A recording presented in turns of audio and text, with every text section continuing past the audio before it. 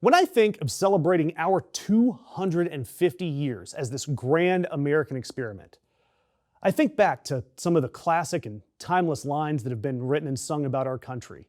Lines like, "Oh say, does that star-spangled banner yet wave? Let us march on till victory is won.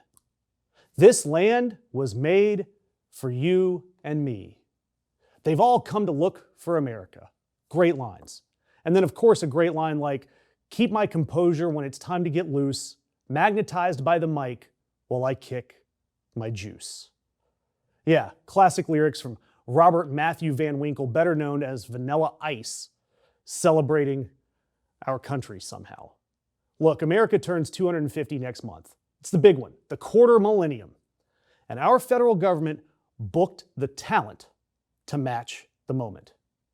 Your headliners for the nation's birthday, as originally announced: Vanilla Ice, Flo Rida, Milli Vanilli, the Commodores, and the gentleman who gave the world Bust a Move, Young MC. Look, it's a quinceañera for the entire country, and MAGA hired the Tuesday Night Lounge act from a Reno casino that still has a smoking section.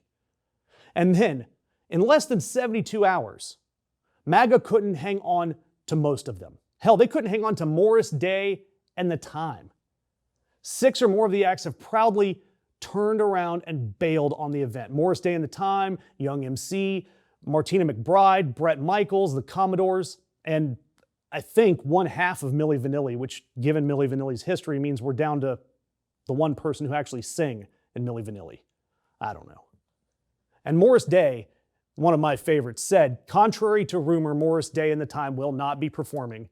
And then in their caption, in case it wasn't clear, they said, "It's a no for me." I mean, somewhere out there, Jay and Silent Bob just felt a disturbance in the force. After all, Jay once so eloquently said, "Don't you never say an unkind word about The Time. Me and Silent Bob modeled our whole effing lives around Morris Day and Jerome." Classic. Young MC found out he was headlining the 250th birthday of the United States the same way the rest of us would find out we've been tagged in a photo that we hate. He says nobody told him that there was any political involvement. His agency just had him on the bill, and his answer was a flat, all caps refusal. Trump's friends listed these people without asking them, without telling them what this was. They printed the names on the marquee and prayed nobody would read the fine print before the funnel cake stands opened. At all. I mean, look, when Young MC and Morris Day read the room and sprint for the exit, but Vanilla Ice and Flo Rida stays contracted and proud, that says a lot about how this thing is going. The 250th anniversary of our country. I mean, hell, maybe Jackson Dart, the young New York Giants quarterback, could learn a thing or two. You know, Dart, the guy who introduced the president at a rally a couple of weeks back and got so much heat from his locker room that they had to hold a team meeting about it. Well, Jackson, buddy, watch this and learn. The Commodores, a band with a 60-year catalog and nothing left to prove, took one look at this and said, "No, thank you." When easy listening legends have a firmer spine than you as a rookie quarterback, it might be time to read the room. So yeah, aside from Flo Rida and Vanilla Ice, those are the only 2 performers left on the bill as of this recording. What does this great American state fair have to offer? Well, they have special screenings of the movie National Treasure and the sequel. Yep, Nicolas Cage stealing the Declaration of Independence. I mean, that's pretty poetic when you think about it. I mean, Donald Trump seemingly has never read the Declaration of Independence, and now our government is screening a major motion picture about robbing our country's founders blind. Yep, that energy, that is MAGA.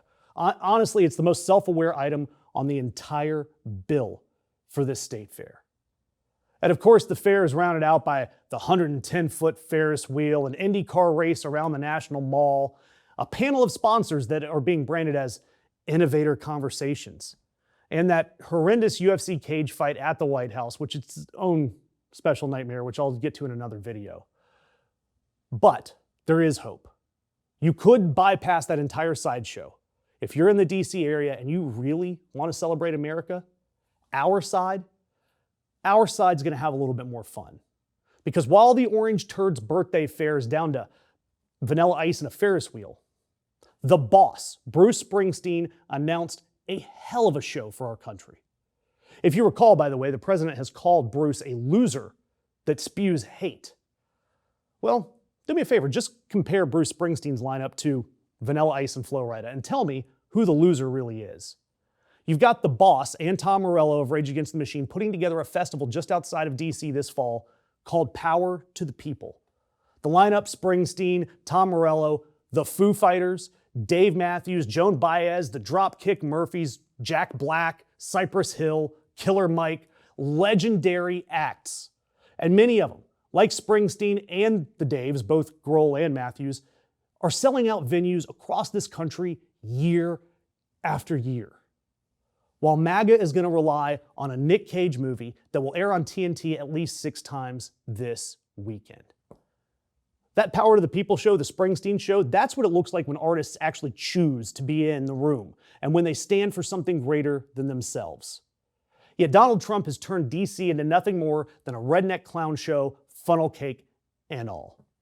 Do me a favor, leave me a comment. Tell me, how much money would you need to be paid to sit through Vanilla Ice and Flo Rida at this great American state fair?